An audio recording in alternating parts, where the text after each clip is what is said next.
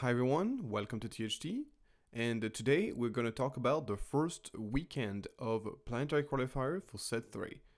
So, as you can see below, we had mostly American Planetary Qualifiers, but also a few European ones, so we'll take a look at them, and and then we'll see what we can learn from this first wave of Planetary Qualifiers and what changed compared to the meta before the holidays during the Birmingham tournament as well as the Bologna PQ.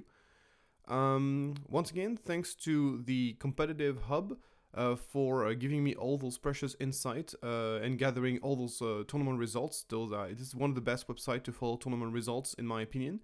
So I will put the link in the description. Also, if you like that kind of video, please like and subscribe to support my work. In any case, we're starting off right away with the PQ Barcelona that only had 55 players, which is uncharacteristic to our friendly Spanish people at some of the biggest tournaments in All Stars Unlimited. But here, as you can see, not even breaking. Normally, Planetary Qualifiers, I think, are capped at 124 players. So normally, we should see those easily being reached by the Barcelona tournaments that we knew had some massive attendance whenever there's bigger tournaments. So they had some of the biggest tournaments in ever organized for Stars Unlimited. So it's a bit surprising to see them struggling, especially on such a big city as Barcelona. I have a couple of thoughts on the reason why the attendance for PQ might be so underwhelming, but I get those thoughts at the end of the video. First of all, let's talk about this top 8 here. We can see this is a very diverse meta here. We got a bit of I mean, not the most diverse. We get 3 Sabine green, but I would say quite representative to what we've seen so far. Jango red, not really updated to the Quinlan. As you can see, Quinlan is very popular in the US and not so popular in Europe, at least for now. So we'll see exactly what that means. Once again, I have a couple of thoughts on this. So we're going to take a look at a list where I don't have access to all the deck list here, but we have this one at least. This one is a bit interesting. It has the Ayla Sakura 5-drop, which I'm personally not a big fan of it. I don't see what she brings to the table compared to a Poe, especially if you're going to be playing less Poe in order to play more of her. Like, I don't really see what she brings to the table. I mean, there's certainly some situation where she's better than Poe, but in 99% of the case, like 90% of the case, Poe should be better card. I'm also quite shocked that he's playing less K2SO. Like, to me, that's very weird. So yeah, a couple of weird things about this particular list, but overall, pretty much what you would expect from Sabine Green. Then we got a Jango Blue, so it's very interesting. I just want to take a look at this one. So Jango Blue here, currently, we saw Bobo Blue being quite popular, being a deck in set 1 and set 2, so why not Jango Blue? Jango definitely has an ability that can help you tempo the game and control the game a little bit. So there's a couple of interesting things going on in this particular list. We got so first of all, it is definitely like it's a mid-range control list. I would say it's relatively similar in that sense to my Throne mid-range list that I've put on my channel previously. In the idea of being a control deck, obviously, that it has lots of removals and has some powerful late game, but it also has the ability to kind of attack the opponents and be relatively aggressive. And this one is more, I would say, more control-y. It has the Super Laser Blast, only plays 2 copies of Fire Spray. So this kind of list here, trying to control the game using the ping of Jango, using the P38s, also the McClunky, with a lot of underworld units in early stage of the game. That is a very interesting aspect on this deck. And we got the Street Gang Recruiter. So Street Recruiter can search any underworld units. The deck has a lot of underworld units, but basically there's an infinite loop here between Street Gang Recruiter, Bounty Hunter Crew. You can get this like back.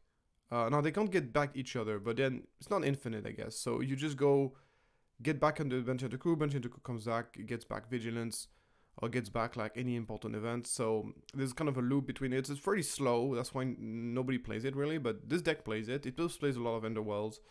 Cad Bane is just an excellent card in this kind of deck. I would even argue it's better than Super Laser Blast in this type of decks. So yeah, definitely an interesting list here. So it's kind of like a control-y, it's really reminiscent to all the control blue-based deck, which I put on my metagame overview. I was really expecting some sort of blue, yellow, black deck to see significant amount of play, and I didn't know if it was going to be Palpatine blue, if it was going to be Throne blue, or if it was going to be Hayden yellow. It could also be once again Jango blue, and also we saw Cad blue as well. So there's just a wide variety of different options, and nobody knows for sure which version of this shell is the best. This one has the advantage of being able to play fire spray, putting a little bit of pressure. Maybe the deck would be better as a mid-range option. We're also seeing a couple of interesting cards in sideboard, not only the calculated lethality, which I'm not exactly sure in what matchup you want this. I'm sure there's some matchup where it's decent, I guess, but yeah. Only two copies of Vigilance can be surprising, but since the deck plays Bounty Hunter Crew, ways to get back Bounty Hunter Crews, and also restock, so it has tons of ways to get back the Vigilance anyway, so I would say that this deck should keep, despite only two copies of Vigilance, the deck should have a pretty good matchup against any control deck, that is pretty sure. Then here we got a Cassian yellow list. Cassian, I would say generally speaking, yellow, red, white has been very, very popular in set 2. This one is an old space Cassian deck like that we saw in set 1. So it's very aggressive, as you can see. Not really a tempo deck, really an aggro deck, really. Empty sounds very, very quick. That ends the ability to draw a card is very nice. So probably you do really like the ability to draw a card from Cassian in this particular deck, because you must be emptying your hand extremely quickly with all those like 1-drops and 2-drops. What I don't like about Cassian in an aggro deck is like Cassian's deployed on 6, and in aggro deck deploying on 6 is a very big problem. But he does have Saboteur, so he's quite difficult to block once he's out. So yeah, so it's an all-space Cassian deck. We've seen that in Take the Initiative as well relatively recently, but the experience showed that this deck was simply just not as good as the other space decks, especially Jango Red. So yeah, once again, it's a relatively small tournament, so don't take too into. I'm reviewing the list that I think are interesting just to comment on them, but don't read too much into this. This is a small tournament, so take everything with a grain of salt in terms of like the results. Try to look at the big pictures instead of trying to look too much into the individual details. This is something I've advised, generally speaking, as far as those PQ results. So moving on here to PQ Toulouse, slightly bigger tournament, 62 players. This time we got all the deck list. I'm not going to review everything, but I'm just going to review a couple of them. So this one is in France, the southwest of France, if you wondered. Beautiful city, by the way. And so in this case, we got ourselves a Kira Green in first position. Kira Green is a solid deck, and now that the meta is a little bit more established, it becomes a little bit easier to kind of build a proper Kira deck, or even a Chronic deck for that matter. And the reason being is because it's a deck that has a lot of different options.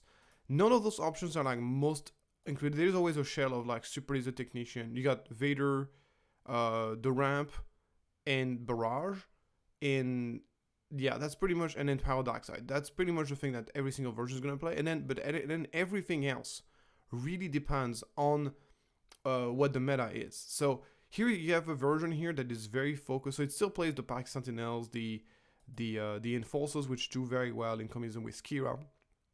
But it's a version I think is relatively well built to beat Jango. As you can see, it has the 2 copies of Devastator Gunship, which has been quite popular option, and also Traitorous, which I think is great against Jango as well. I think the only thing I don't like about Traitorous is that it's really getting hard countered by Poe.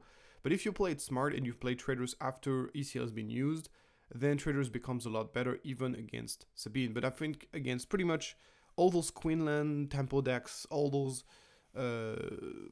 tempo decks as well as Jango, Traitorous is just a very strong card. So definitely a card that I would like to see a little bit more play at the moment, because people don't play anti-upgrades in the main deck, at least for now. The sideboard is basically here to beat control with 3 Relentlesses and 2 Palpatine's Baton. Yeah, this is a very well put together, very balanced list. Not a big fan of only. Yeah, I'm not a big fan that he's playing only one copy of Client. I think Client is very well positioned in the meta. So we definitely want to, especially against Jango, but also Sabine and all that stuff. It's just very strong. But other than this, it's just a very, very, very balanced list. And as you can see, he's playing a 30 HP base, which I think is an absolute must-have if you're playing a control deck, in the current meta, you want to have 30 HP base.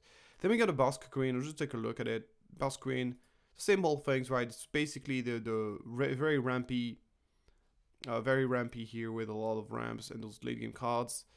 Yeah, so it's pretty much what you would expect. You have the Bounty Hunter Cruise. Yeah, it's not really anything special about this. He's playing the clients in the sideboard. I have spec clients in the sideboard. Nice to see his deck seeing some results. And then the rest is what you would expect. There's a Bossk Blue in there, double Cad Bane, double Han Yellow. I know it's very popular in France. And Sabine Green. Moving on to the... we actually have a full breakdown of the participation, which is actually very important to evaluate how well a deck did. So Cad Bane, there were 8 Cad Bane. So 2 Cad Bane coming out. Not a surprise since there were 8 of them in the overall. Jango Fett, 5 Jango Fett, no Jango Fett in the top 8. That's worth noticing. And then everything is kind of very balanced here. Not really a lot of things. 3 Yoda Blues, that's a lot. Yeah, 2 Quinlan Talking-Town, that's not a lot compared to the... You can see the Americans are crazy about this deck. Very, very popular in the US.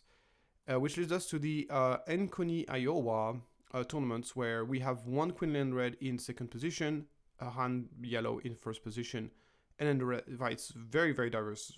One deck for every different slot. The only deck that is kind of unexpected here, Jango ECL, I've seen some decks being playing it. It's basically kind of like the old Boba, but turned into... I don't know which version is it. Is like, if he's playing ECL, most likely it is more of the Temple version. So yeah, we don't have the list, unfortunately. We're gonna take a look at this Sage Red. So basically in a Sage Red, I've been kind of experimenting a lot with the new Separatist aggro cards, so notably the ship that comes, the 2/2 for 2 that deals 2 damage if you have a Separatist unit, and the other one there's a 2/1 for 2 that deals 2 damage to the base. Those are really nice because they guarantee damage. But unfortunately, there's not really enough Separatist good cards to make a critical mass of them to really make them work. So it's a bit complicated. So this version completely ignores that and plays basically a vehicle, a Sage Red. It's kind of like, honestly, it's very similar to like a Jango Red, but that plays a Sage for some reason. So we got some sneak attack. It's very aggro because of Sage deploys very early. So we got the Ruthless Raiders, the AT-ST, to go with the triple Dark Raid. And we got the Savage Oppress, so 2 copies of it, which is interesting. If you control fewer units than your opponent, then it comes to play ready. So that's kind of like as a finisher, sort of. Even though it's a finisher that can be interacted with. If you does not have an answer for it, it's a 7/7 that comes to play ready, which is pretty crazy good. And obviously,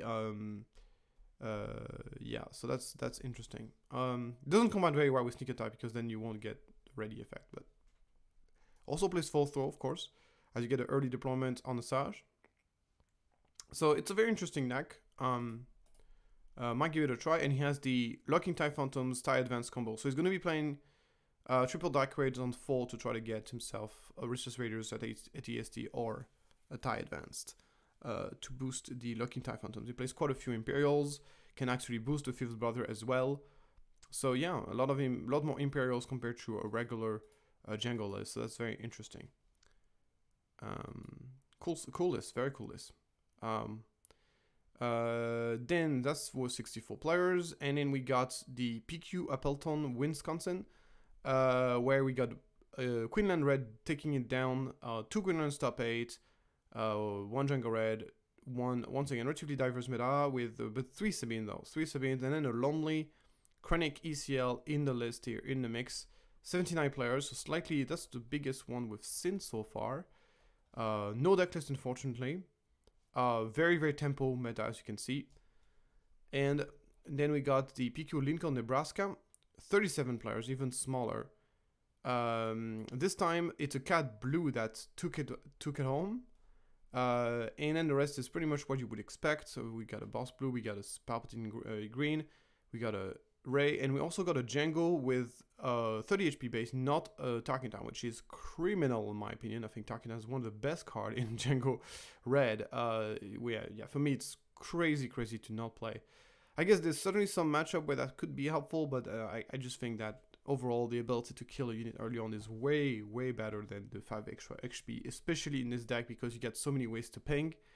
But maybe he was expecting a lot of people to play around Tarkin Town, so maybe he made the next level meta call where it's like, well, everybody's going to be playing around Tarkin Town, so I'm going to be trying to play 30 HP base and see how it goes. And it did pretty well for him. Anyway, it's a very small tournament, so don't take this too much into... let's take a look at this Cad Blue. So this Cad Blue here, so the Jango Blue we saw earlier was definitely much more control with 3 copies of Super Laser Blast, a lot of ways to draw card early on in the game. This one is a lot closer to the Throne Blue that I feature in my channel, so kind of a more mid-range blue yellow-black shell, which I think I like this shell quite a bit because basically the mid-range part of the deck really helps you dealing with aggro. And then if you want to fight against a hard control deck, you're going to be having the Vigilance, the Restock, and you're going to have Vigilant, Restock, Bazine, Bounty Hunter Crew, and good luck. You basically, the Control Mirror becomes an unlosable matchup because you got a better meal plan than he does. However, I have to say that the problem of this kind of decks is like they're usually weaker to RAM control decks, so like the Kiras, the Krennics, the Palpatine, the deck will be weaker to those decks. But if you can beat all the aggro decks, if you have a decent matchup against aggro decks, and if you get decent matchup into hard control, then it's actually it's a very good percentage of the meta, so that's nice. And actually they say this is not Kira, maybe, I don't know, maybe because he's afraid of Kira, because Kira would definitely trample this deck. I mean, it would do well, because the thing is, typically in this matchup, you're both kind of playing a powerful late game card, but the thing is, like, he ramps and you don't, and that's just a massive difference. So Cad Bane is very interesting in here. I mean, obviously you don't have Tarkin Town to really abuse the ability, but the ability to ship away damage to some things, to then finish them off with like Purse positions, Vigilance, and Tarkin Town's takedown still very strong. And obviously we got all the ambush stuff, the Bossk, the 4 LOMs, the Zuckuss. And obviously Cad Bane is just amazing. Cad Bane is really the key piece that makes those kind of decks possible. This ability to come into play late and completely swoop the board. Cad Bane kind of late game mid-range decks are possible. Yellow-black late game mid-range decks are possible thanks to Cad Bane. It was by far the biggest addition for my Throne Blue. So my Throne Blue is going to have ways to draw a card with Foresight, and he's going to have like a couple of different cards, but this one is going to have like the ping coming for Cad Bane. It's kind of the main difference. Also playing a lot more ambush and stuff. My version also is a very blue focus and has Charleston in there. But yeah, the idea is the same. It's kind of the one I'm trying to get at. Anyway, pretty cool deck. Very small tournament though, so it's hard to draw conclusions. Then we got a Fargo, North Dakota, 47 players. Once again, we even less than half of the expected attendance for a PQ. And then we got Bossk Green, Anakin Blue, 2 Quinlan Red, 2 Jango Red, 1 Sabine, 1 Bossk. So yeah, pretty much what you would expect. It's just Bossk Green kind of creating the surprise here. Bossk Green, I'm expecting Bossk Green to have a very good matchup against those Quinlan's deck. It probably doesn't do great. It's a deck that's relatively weak to Sabine, but all those kind of like tempo aggro decks that don't have ways to deal direct damage, Bossk Green will do very good against. So I think Bossk Green will trample those Quinlan. If you want to beat Quinlan Red, well, I think Bossk is definitely a very strong option, because Quinlan cannot afford to not play any units early on, and then you're going to play no units. You just play like a bunch of bounties on them, and you just go bananas. Bossk is just so difficult to play against whenever you have to play units early on, because then those bounties are just absolutely insane. With that being said, though, is that the problem with the Sabine matchup for Bossk Green is like we're talking about a relatively late game focused deck that doesn't have any way to heal. So against Sabine, that's the problem. But Quinlans don't play for a cause I believe in. They don't play that kind of card. They don't have really a lot of ways to push damage late game. I mean, they have the Cassian and the Falcons, but those are still units that you can interact with before they get to attack. So it's a bit more manageable for Bossk. This could be the reason why Bossk did very well here. Obviously, once again, this is only speculation. We have very, very limited information. I mean, I could try to go into melee and try to dig up the different matchup that's very complicated to do. It would require me to identify the deck that each of his opponent was playing, and that would be a lot of work. If someone is willing to do that, then I'll more than happy look into it. There'll also be a stream on it, though. Definitely check it out. Okay, we got the big one. We got the 114 players, PQ Niles Illinois. Not really, no streaming, like unfortunately no stream, no deck list, only the one from the Quinlan ECL, which is a very, very interesting list. So I'm gonna take a look at it. So as far as I think, it's what we would expect from Americans. Lots of Sabine, lots of Quinlans. We get a Bossk here. We got a hand green as well, which is a bit surprising. We'd be happy to see the list. And we also see an Ankeny Yellow, which is part of the same group of deck I was talking about earlier, like those kind of control decks that have very, very good matchup into other hard control decks, which is definitely a deck that I was expecting to see some amount of play. Ankeny Yellow is definitely one of the many options you can go for. Let's take a look at this Quinlan deck. So this is a Quinlan aggro deck, but it's an aggro that is really trying to bank on board presence, as you can see here. It's playing Bounty Hunter Crew as a 3 of. It has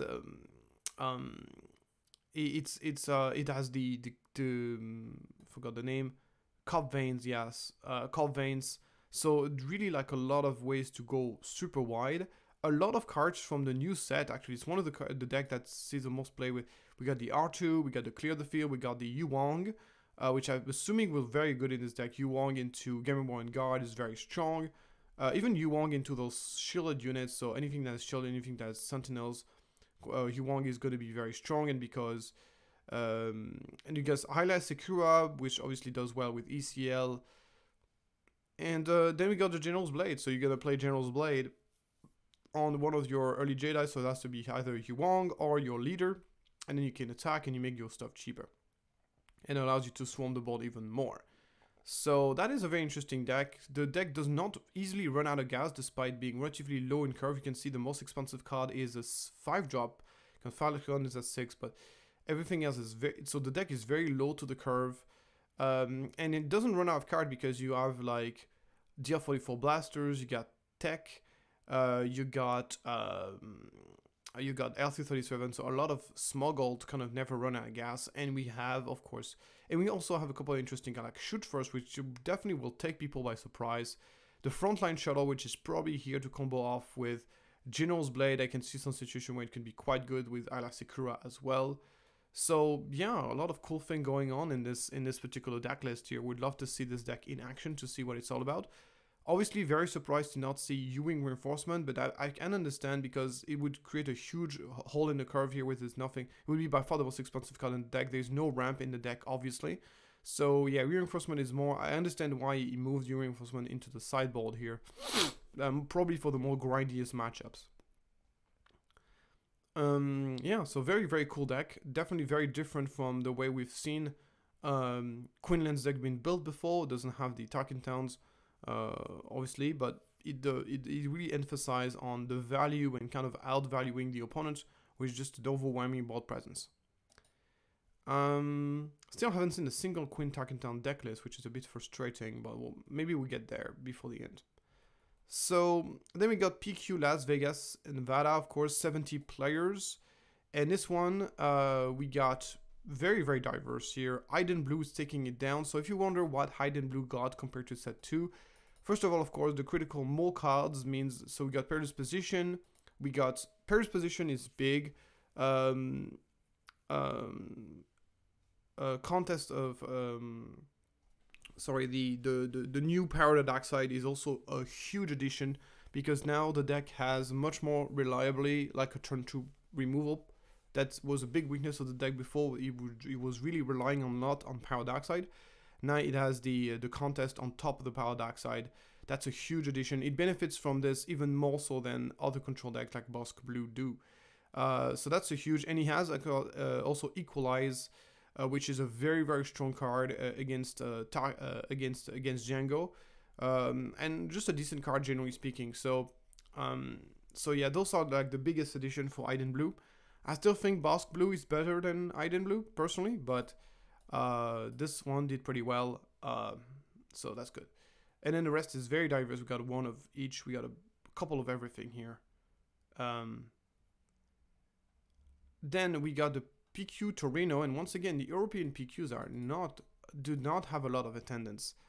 This one, we got ourselves some interesting things. We got Sabine, ECL, we got a Fennec Tarkintown in second position. This is the best result for a Fennec deck ever. Obviously, it's a very small PQ, so has to take this with a grain of salt. The PQ Bologna was pretty much at full capacity. This one is only 42 players. But yeah, nice to see Fennec doing well. We have an Ondo yellow deck that did well as well. And then the rest is just 2 Han yellow. We got a Palpatine yellow. Wow, almost 100% of the decks in this top 8 are yellow, except the winner, Sabine is yellow. Interesting. Yeah, I actually might check out the video on this one. That'll be interesting. Okay, so then we got a big PQ in Germany with 116 players, so almost at full capacity. And here we got 2 Han Yellow winners of the tournaments, another Han Yellow top 8, and then we have 1 Quinlan, 1 Fennec. So the meta is very aggro tempo. I think Fennec is, as I said, a legit deck. I featured that deck in my deck list. So this is actually the best results. I think a top 4 into a 116 player tournament is worth more than a top 2 in a 42 player tournament. So this is the best results Fennec ever had. So nice to see Fennec having a little bit of a moment into the sun. It's just it's a deck that fits perfectly in the current trend. Basically, I would say white, red, yellow as a color combination is very, very popular right now. And Fennec is definitely a deck that I think is very legit. Got Palpatine here, and then we got an Iden Blue again, and Sabine DCL at the bottom here. PQ Springfield, 67 players. The trends continue here. A lot of aggro, a lot of tempo. 2 Han, 2 Sabine. This one is Anakin Yellow. It's another flavor of white red yellow. Anakin is a far stronger leader. It's very strong in an aggro deck because it's obviously a massive body that can deal them a lot of damage and overwhelm. But the problem compared to Quinlan is like it does deploy on 6, which is a massive downside compared to Quinlan, which can deploy on 5. So that's kind of a trade-off you have to make, but definitely a deck that I think is very legit. We got a Bossk Blue, we got a Pal Blue, so still some control decks in there. And then once again, and third Sabine CL is absolutely everywhere. PQ Vancouver, 67 player. This time we got Sabine CL, we got a Yoda Blue, Squiggy and Tear, a Jango, double Jango red, double Han, Anakin Blue, and a Han 1 yellow. Pretty much what you would expect, but not as many Quinlan this time. But once again, Han 1 yellow, Dewey really doing very, very well. Then, last but not least, we got... No, it's not... Yeah, last but not least, 87 players. We got a PQ Sao Paulo. So, Sao Paulo, we got Palpatine yellow, Han yellow, and double Sabine CL, and a Krennic. So, relatively diverse meta as well. And a Bossk Blue in there. So, yeah, relatively diverse. A little bit of everything. Very, very balanced. Unfortunately, no deck list. So... Despite Quinlan Red being absolutely everywhere, we haven't seen a single Quinlan Red deck list. So, I didn't prepare that. So, just to kind of give you an idea of the reason why Quinlan is that good in the current meta, I'm just gonna try to pull it. Let me try to pull. I'll try to pull the leader out just to explain to the non-initiated the reason why Quinlan is so good. So basically, Quinlan is very strong because, I think if you compare her ability, so I'm not gonna do the install to explain the card to you. I'm just putting it on the screen if you want to pause and read it. But basically, the ability is very reminiscent to Cad Bane. But if I had to compare the ability, I mean, on the leader side, this ability is weaker than Cad Bane. Obviously, you don't have the same deck building concern of having to play a bunch of underworld units, but having the damage matching the opponent cost is kind of, it makes it difficult to use sometimes. So on the leader side, I would say the ability is relatively hard to use. But once again, if you use it even once and you get to target down that unit that you pinged, then the impact is massive of the ability. So, but really, what really makes this leader worthwhile is the leader deployment. The leader deployments is amazing. You get 3/7 for 5, which now that Boba is banned, is as good as it gets. You get Force, Jedi, Republics, especially Force and Republic, two extremely relevant traits. Allows you to play 4th early on in the game. Is one of the few 5-cost Force leaders, so that allows you to enable 4th relatively early in the game. And once Quinlan is deployed, his ability becomes much better than Cad Bane, because it deals 1 damage if the card is the same or less than the played unit. So now suddenly you can ping almost everything. So on the leader side, it's exactly the same cost. If he has exactly the same cost, you get to ping. While here, if it's higher or lower, then you get to ping. So it makes the ability a lot easier to use once Quinlan is deployed, making it just a very strong leader. And because of 7 health, it's not easy to get rid of this leader. And as long as it stays on the battlefield, the big of a menace it gets. So Quinlan is just a very good leader once he's deployed in the game. And that's basically what we're trying to abuse here. And also, not only that, the deck goes obviously great combo with Tarkintown, which is the flavor of the month. Even in decks that don't necessarily have pings, Tarkintown is still a very strong card. And not only that, white-yellow got a lot of great cards in set 3, notably, of course, the Plo Koon, which is really strong, especially on the leader that deploys on 5. So you get to deploy Plo Koon, and you get to deploy Quinlan, and then ambush with Plo Koon on this big turn. The big turn 4 makes it very easy to turn on coordinate, because the leader gives you a unit, the Plo Koon itself is a unit, so you just literally only have 1 unit on the board, you already have coordinate with Plo Koon, making this basically a 6/6 ambush for 5, which is insane. So that's basically the crux of what makes Quinlan very good in the current meta. It's a very balanced deck. It's a very balanced tempo deck. Actually, Quinlan Red is actually fun fact is Quinlan Red is actually the first deck that I've actually built for Twilight of the Republic. It's actually really the very first deck I built for it, but my version was based on, now there's 2 of them, obviously trying to use the new cards, but it seems like version I don't play, now there's 2 of them. Actually, there's a deck list here, interesting. Okay, we got a deck list from Chase for the Mace of the 1K tournament here. Okay, let's take a look.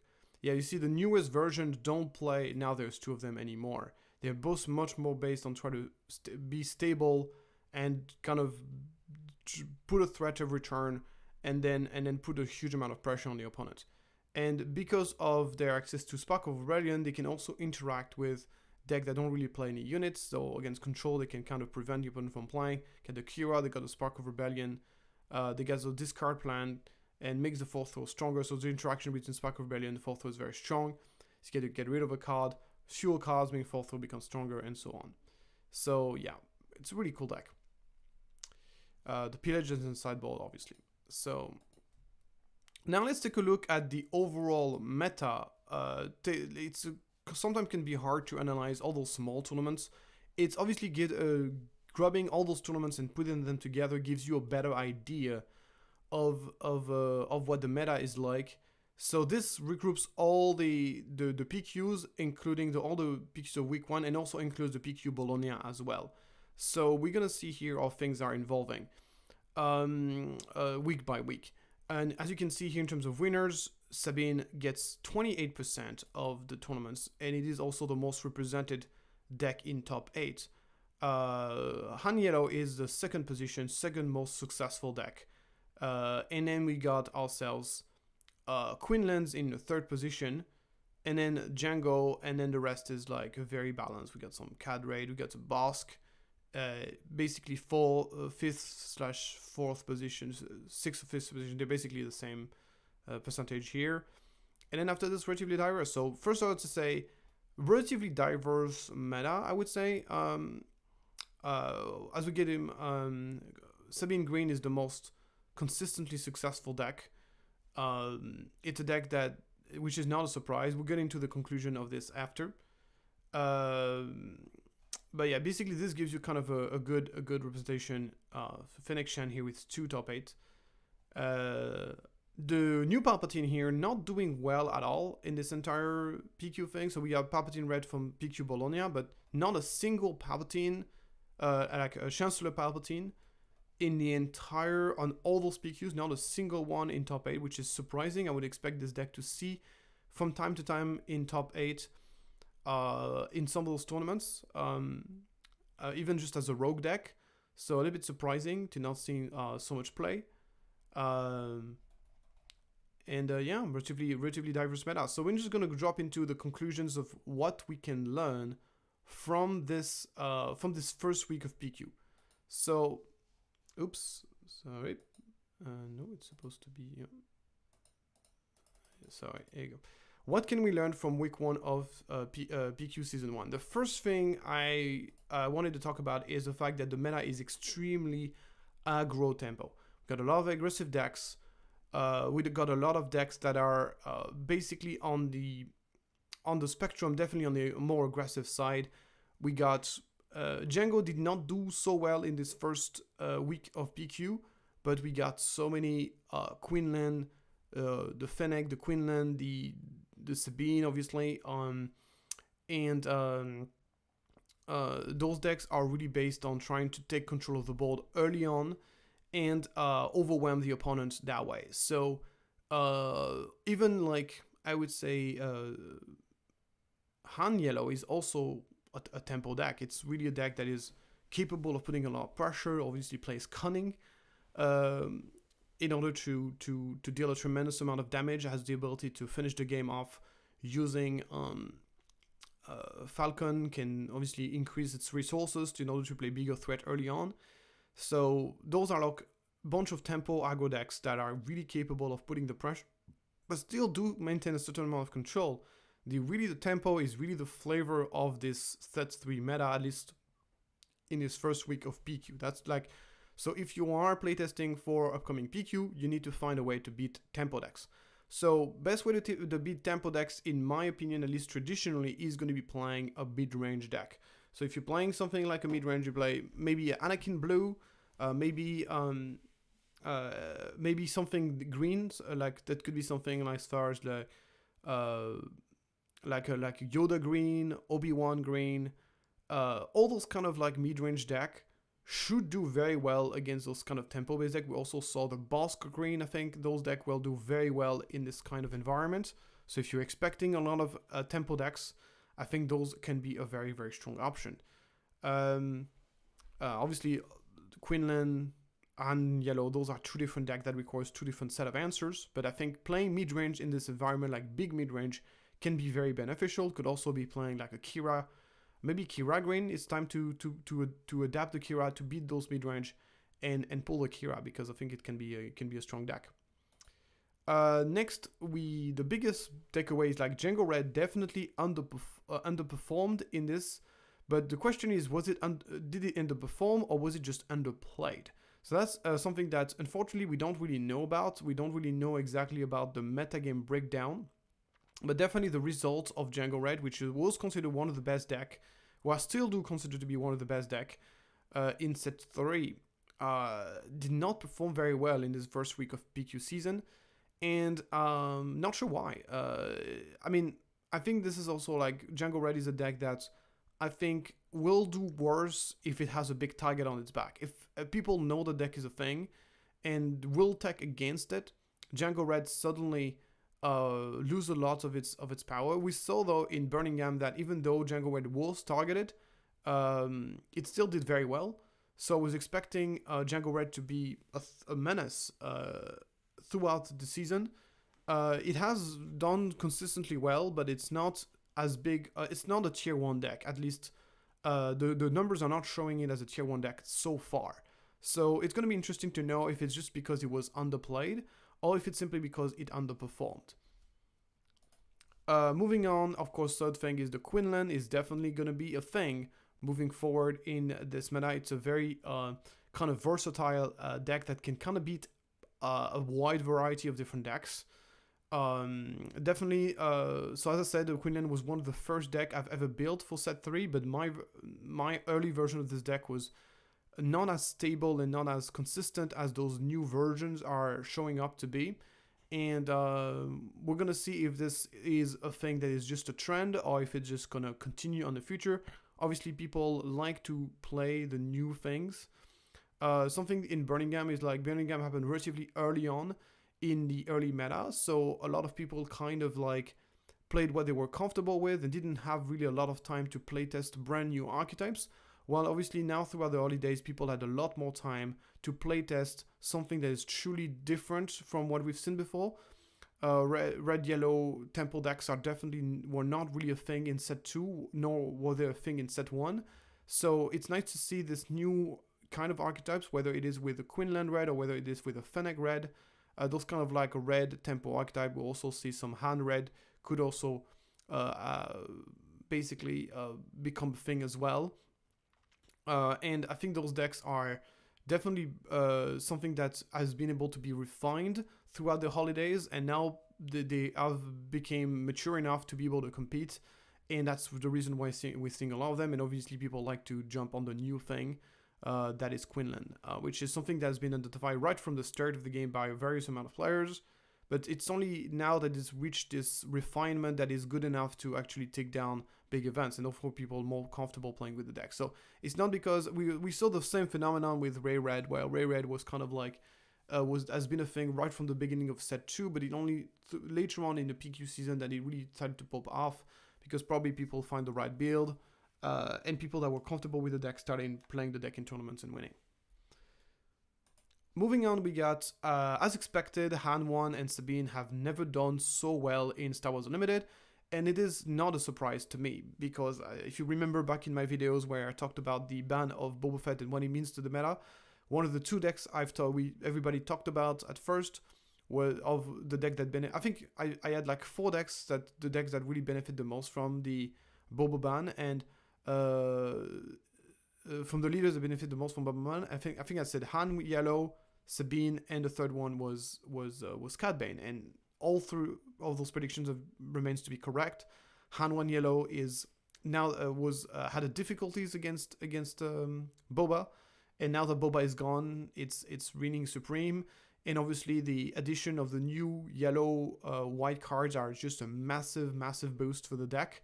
The deck has not done well in Birmingham, surprisingly, but it's just now we're just showing that the deck is just extremely solid. It's not a surprise. It's a very strong deck. The other deck that is doing well is Sabine Green, which once again was one of the most powerful cards deck in set 2, and its main weaknesses was Boba. So obviously the Boba ban undeniably made Sabine very strong, and then obviously to a lesser extent Cad was definitely gatekept by Boba for the most part, and now that Boba is out, Cad can express its power, and it's a deck that does very well as well. Other observation is that Tarkin Town is very good in the meta. It is one of the most played base in set 3. It sees more play than Energy Conversion Lab as a 25 HP base, which is very surprising because it was almost in set 1 it was universally agreed that ECL was the best 25 HP base in the game by far, and I think it still is. It just is a circumstance of the meta.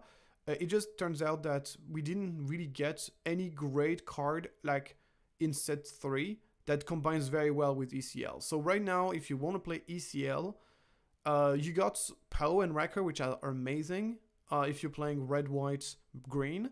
But then outside of this particular shell, ECL is not that good. If you look at all the colors, there's just not that many cards that combine very well with the CL. So people are going to say me, yeah, this new Jedi, the 6/5 Jedi does very well with CL. This good card is very average, guys. It's really not that good. But anyway, so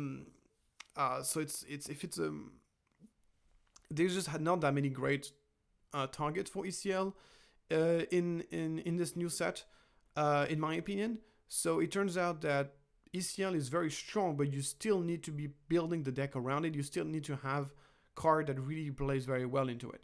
While this is currently not really the case, we're just not seeing that many great cards being printed for ECL. However, we are seeing a lot of great cards for Tarkentown. It's not a surprise that specifically this set is making Tarkentown so strong. We got P38, which is one of the best. P38 is probably the best card in the set, in my opinion. So P38 with Tarkentown, amazing. We got Quinlan, which is one of the best leader in the set that goes with Tarkentown. We got Cad Bane, which was previously gatekept by Boba in the previous set, and now that Boba is banned, Cad Bane becomes very strong, and obviously Tarkentown benefit from that. So there's a lot of meta circumstances, I would say card circumstances that makes Tarkentown very, very strong in this meta. I still believe that in the right deck, ECL is going to be a card that's going to have more of an impact that Tarkentown is. But right now, there's just not that many decks that really utilize ECL very well, while there's loads of decks that really benefit a lot from Tarkentown. That's kind of like my observation. Finally, I just wanted to say that the meta is very diverse, and it is not really because of set 3. Once again, even those set 3 leaders seems to do very well. We saw Quinlan, we saw obviously Anakin, some Yoda seeing play, even some Asajj seeing play. The leaders, in leader-wise, I think set 3 is actually fine. There's no problem with the leaders. The problem with set 3 is on the cards. Once again, if you look at all those deck lists, they have a very, very small percentage of new cards in them. So it is definitely not set 3 who has made this meta so diverse. What is making this meta so diverse is obviously the ban of Boba, which has really massive, massive implication on the meta, as you can see. And it's really great to see. Basically, before Boba banned, basically the only tempo deck you could play was Boba and then maybe Han. While now that Boba is banned, there's just a wide variety of different tempo decks you can play instead, which I think is great. So overall, as I said, very strong aggro tempo list. We'll see if Quinlan is just going to be a phase or if it's going to become a thing for the future, and we're going to see how people are going to be adapting to this very tempo-based meta. I would say, once again, mid-range seems to be the obvious answer to this aggro tempo meta. So we're going to see if a mid-range deck indeed pop off in set 3. I think that people wanted to have a deck that was able to beat Palpatine and Sabine, and I think those Quinlan deck really do well against both of the decks. Like tempo decks will do very well against Sabine, and they will also be able to beat those Palpatine decks because they still remain fairly aggressive decks. So I think that's kind of an answer to those kind of like tempo decks are kind of an answer to those Palpatine and Sabine being very, very popular after Birmingham. So yeah. Thank you so much, guys, for following that video, and I'll see you next time later this week for another video. Thank you so much, and I'll see you next time.